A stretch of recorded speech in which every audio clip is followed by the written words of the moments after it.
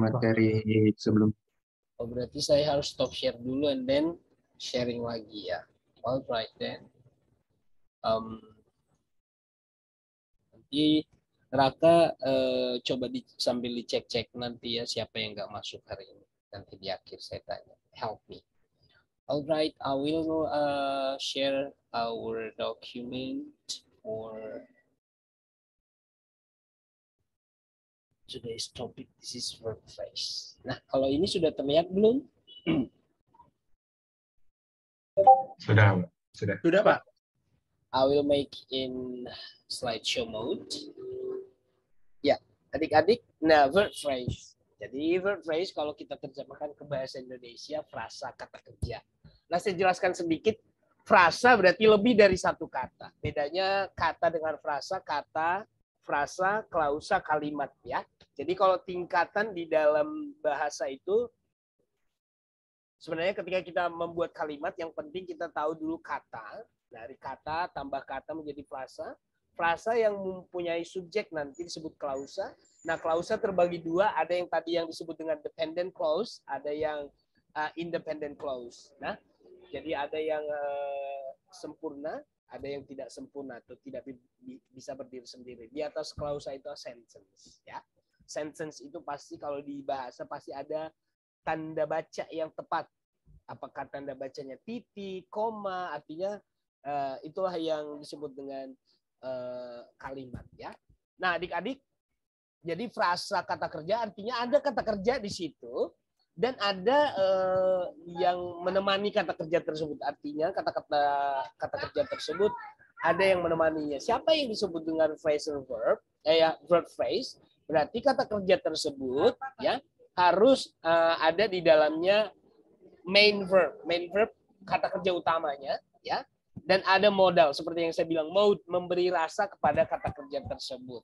Nah, ada modal atau auxiliary verb. Auxiliary verb kalau diterjemahkan kata kerja bantu. Kata bantu yang mengikuti kata kerja. Nah, kita bahas satu contoh. We all laughed. Ini kalimatnya di sini hanya ada satu kata kerja. Jadi bukan disebut verb phrase. Yang verb phrase adalah di kalimat kedua, ketiga, dan keempat. Lihat ini. Computers can be very annoying. Lihat di sini ada kata kerja auxiliary be. Kata kerja verb to be, dibilang verb to be, dan inilah modalnya.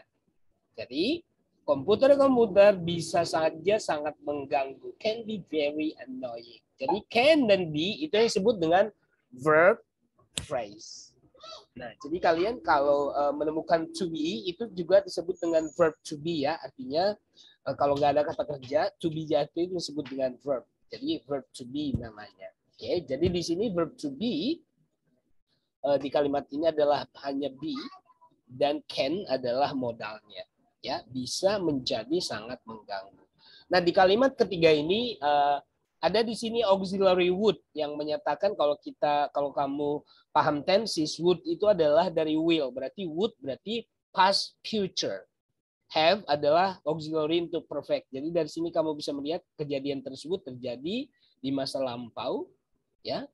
Oke, would have cost, ya. An apartment would have cost less than a hotel for of us. Jadi di sini akan, ya, akan harganya akan, ya. Oke, kalau diterjemahkan sebuah apartemen akan dihargai less than a hotel, ya, akan dihargai lebih kecil dari kamar sebuah hotel kalau kita bayarnya berempat, kita four of us, ya. Oke, jadi kalau kalian menemukan ada will, would, have, has, had, do, does, did, itu semuanya auxiliary. Ya, oke. Tony might have been waiting outside for you. Ya, Tony mungkin saja sedang menunggu kamu di luar. Jadi might have been waiting outside for you.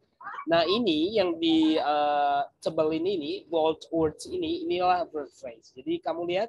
Verb phrase bisa aja cuma 2, bisa 3 atau bisa 4, tergantung tensesnya. Ya. Nah, jadi sebenarnya Apa sih perlunya kalau saya analisis ya? Perlunya mahasiswa teknik ya, teknik informatika, teknik mesin, teknik apapun mempelajari bahasa Inggris ini. Satu, yang pertama kalian harus nanti lulus TOEFL test, ya, tes TOEFL, dan ini sehubungan dengan grammar. Nah, kalau kamu tidak mengerti verb phrase ini nanti, kamu tidak bisa memahami arti kalimat gitu ya. Nah, kalau ditanya di sini mana sih kata kerjanya? Be di sini kata kerjanya disebut dengan verb to be. Sedangkan can ini adalah modal, ya. Jadi artinya can be berarti mengatakan boleh jadi, bisa jadi. Jadi memahami kalimat itu sebenarnya yang pertama kalau ada kata kerjanya coba langsung artikan kata kerjanya. Sebenarnya kamu tidak perlu tahu seluruh arti dari kata di kalimat tersebut. Artinya poin-poin penting itu makanya kita belajar kemarin 8 jenis kata. 4 kata yang paling penting kamu pahami untuk menganalisis sebuah kalimat itu adalah kata kerja, karena ini menyatakan aktivitas. Yang kedua, kata benda. Kata benda berarti siapa pelakunya dan dilakukan untuk siapa. Kalau di dunia interogasi kan seperti itu ya. Nah, apa yang mereka perbuat, apa yang si subjek perbuat terhadap si objek. Nah, itu berarti noun, verb, dan adjective. Adjective gini, kalau kamu menjelaskan sebuah benda, ciri-ciri benda tersebut apa? Nah, di dunia kepolisian pun akan ada ilmu linguistiknya. Kenapa? Karena mereka akan mencari sifat-sifat dari sebuah kata benda. Contohnya, wajah si pelaku seperti apa? Oval kah? Ya kan? Hidung si pelaku pesek kah? Mancung kah? Mata si pelaku bulat kah? Sipit kah? Nah, jadi kata sifat itu akan menjelaskan benda yang sedang dicari, gitu ya. Nah, itu kan adjective. Nah, adverb, kalau adverb itu kan namanya juga adverb, menambah fungsi atau menambah keterangan kepada kata kerja. Adverb berarti kata keterangan. Artinya gini, ada sebuah aktivitas dilakukan dengan cara apa, di mana dan kapan. Makanya adverb of time, adverb of place, and adverb of manner. Dengan cara apa dilakukan, di mana, dan kapan. Nah, jadi 4 jenis kata, noun, adjective, adverb, dan apa yang berpasangan ya.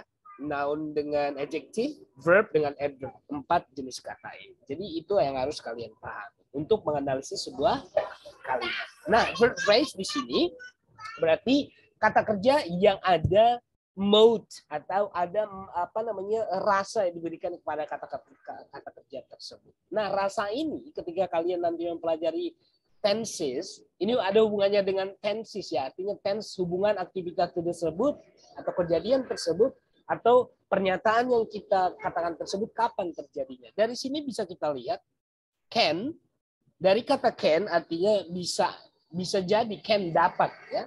Artinya dapatnya ini berarti prosesnya terjadi sekarang ya. Can bukan could ya. Kamu bedakan ada can ada could. Nah, dari kata would kamu akan melihat bahwasanya ini adalah pengandaian ya. Would, have, telah. Nah, kata kerja utamanya mana? Caused. Jadi kalau ditanya mana sih kata kerja utama di sini? Nah, saya buatkan ini ya. Nah, kata kerja utama di sini adalah be. Kata kerja utama di sini adalah caused. Kata kerja utama di sini adalah waiting. Nah, inilah mode-nya. Mode-nya adalah penambah makna, ya. Might have been.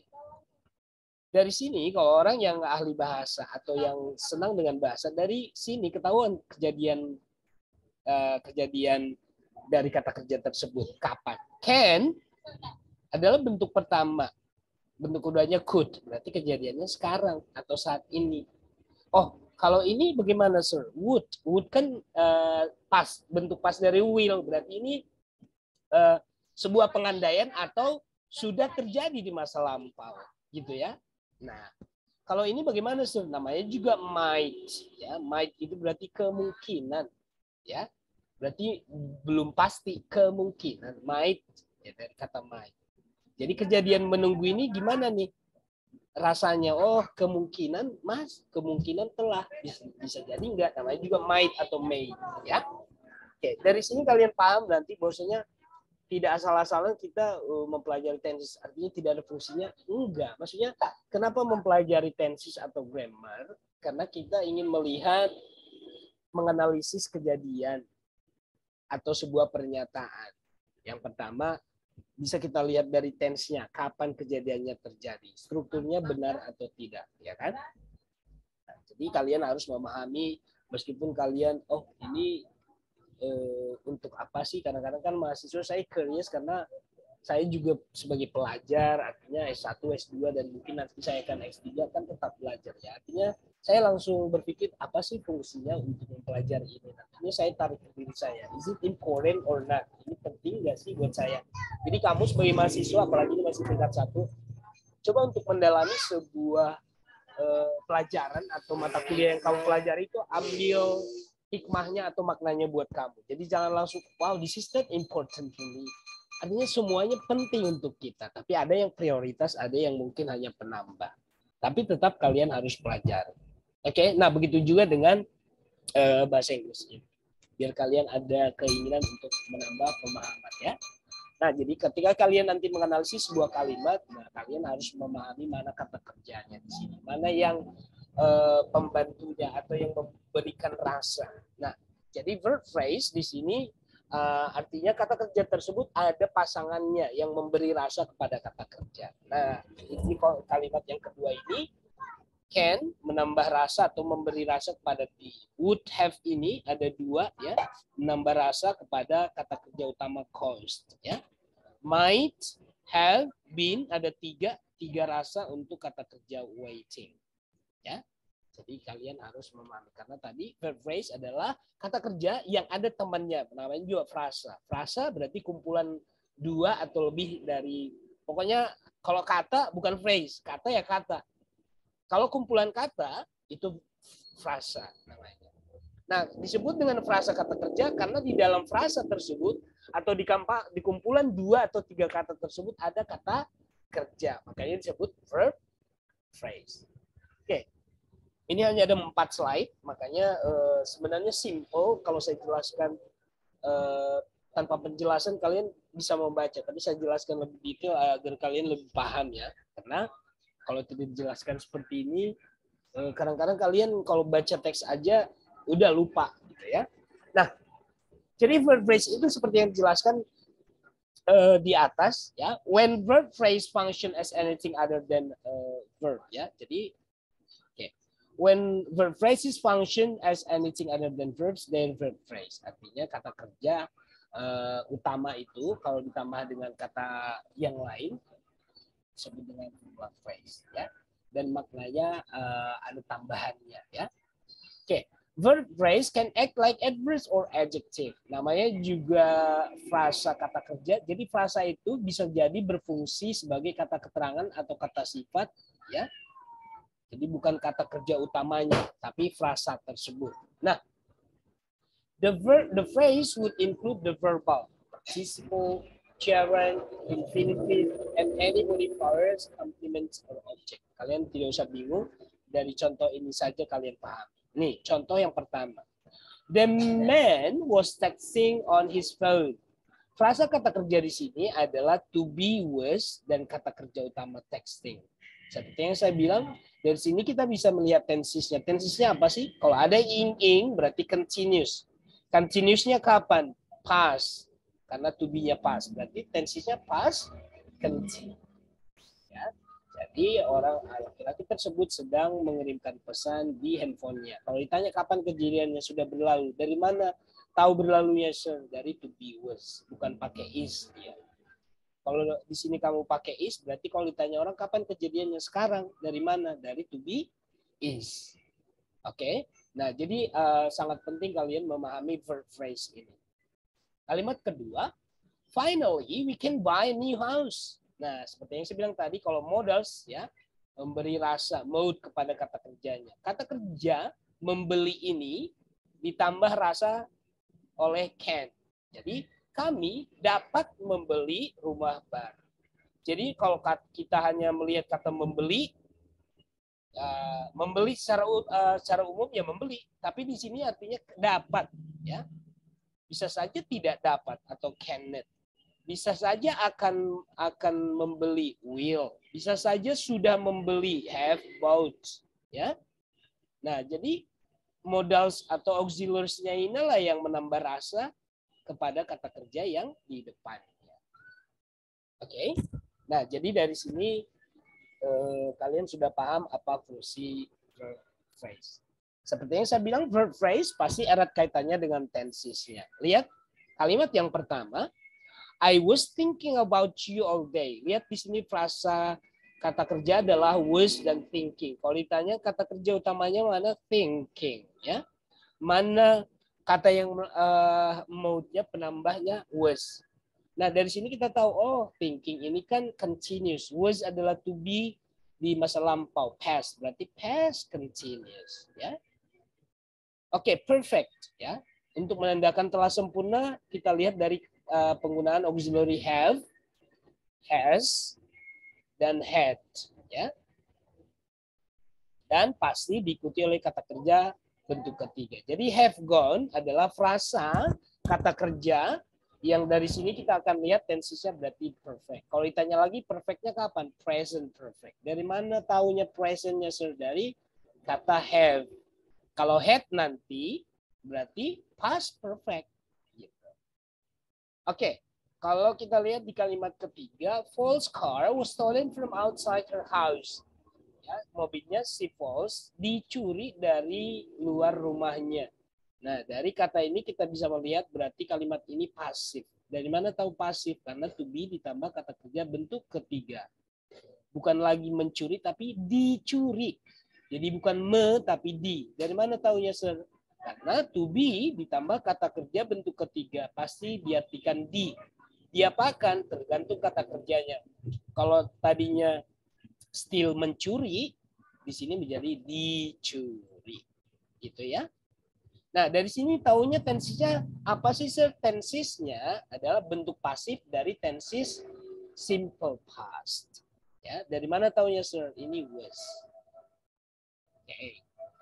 Kalimat keempat, do they sell newspaper in your local shop? Nah, jadi do sell itu adalah frasa kata kerja yang menyatakan itu adalah sebuah pertanyaan. Tensesnya kapan? Kapan kejadiannya simple present? Dari mana tahunya, sir? Dari auxiliary atau kata bantu do. Karena ada dua nanti, do and does. Kalau does digunakan untuk subjek she, he, it. Karena di sini they, berarti kita pakai do. Oke. Kalimat kelima, I didn't last very long. Ini menyatakan didn't berarti menidakkan, bentuk negatif dari sebuah kalimat. Tensesnya apa ini, sir? Simple past dari kata didn't. Did ditambah not. Nah, kata did ya auxiliary untuk simple past. Jadi kalau ditanya, ini adalah kalimat bentuk negatif, kalimat simple past. Kalimat terakhir, I doesn't annoy me. Ya, it doesn't annoy me when they make so much noise. Ya, hal itu tidak akan mengganggu saya meskipun mereka berisik. Jadi di sini kata does di sini menandakan ini menekankan kata kerja yang di depannya. Das sungguh atau sangat. Jadi hal itu sangat mengganggu saya. Ya, hal itu sangat mengganggu saya ketika mereka berisik. Kalau negatifnya, it doesn't annoy me when they make so much noise. Dari sini kita tahu bahwa ini adalah kalimat emphatic, penekanan. Oke. Contoh yang sering kita lihat di bahasa movie atau bahasa lagu, I do love you. Pak, kata kerja kok langsung ada dua-dua ya, tanpa pemisah. Nah, do di sini bukan kata kerja. Ya, kata kerjanya adalah love. Lu hanya di sini, do di sini hanya menekankan sungguh-sungguh. Ya, sungguh-sungguh terhadap kata kerja mencintai. Jadi saya sungguh-sungguh mencintai kamu. Beda rasanya kalau kamu bilang I love you dengan I do love you. Ini lebih paten gitu lah ya. Artinya you cannot live without her. Ya, kamu nggak bisa hidup tanpa dia. I do sangat, ya sungguh. Ya, oke.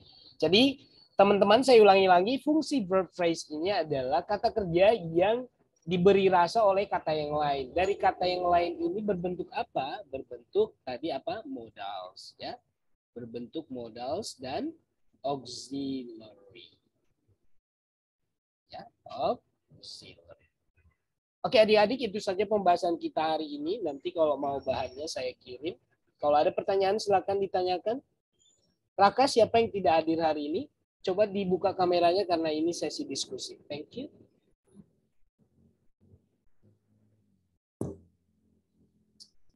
Raka?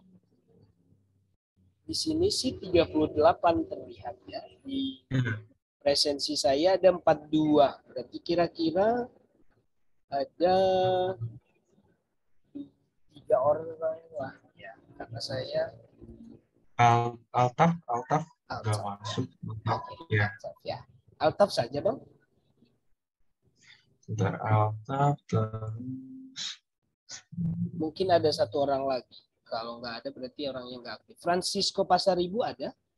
Nah, ya Francisco mengundurkan diri Pak. Ini yang mengundurkan diri ya. Oke, baiklah.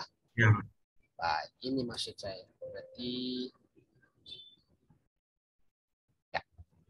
Raka, sebagai ketua kelas mungkin ada yang ingin disampaikan sebelum teman-teman ada yang mau bertanya. Any question? nah, cukup sih Pak. Cukup. Ya. Ya. Baik, nanti kalau ini saya kirimkan, kita kan nggak pakai grup ya, berarti selalu saya ke Raka ya. Jadi file ini saya kirimkan Ya Pak. ke Raka Oke, nanti ya. Oke, adik-adik. Baru balik anjing. Anjing siapa itu? Kebiasaan kan? Inilah kalian. Enggak di kelas offline, enggak di kelas online, anjir, anjing itu selalu Saya minta maaf. Saya minta maaf. dengarkan ya. Baik. Nah, itu saya minta maaf nggak bisa ituin kelas. Raka? Ya, Kenapa? saya minta maaf. Jadi ada yang ngomong kasar, saya minta maaf.